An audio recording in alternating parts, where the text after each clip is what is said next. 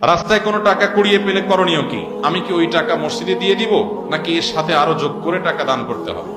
আমাদের দেশে অনেক মাসআলা আগের যুগের মুরব্বীরা বানাইছেন, সৎ উদ্দেশ্যে অসৎ কাজ করছেন, সৎ উদ্দেশ্যে অসৎ কাজ করছেন, নেক উদ্দেশ্যে জাল হাদিস বানাইছেন। এরকম অনেক বিষয় আছে।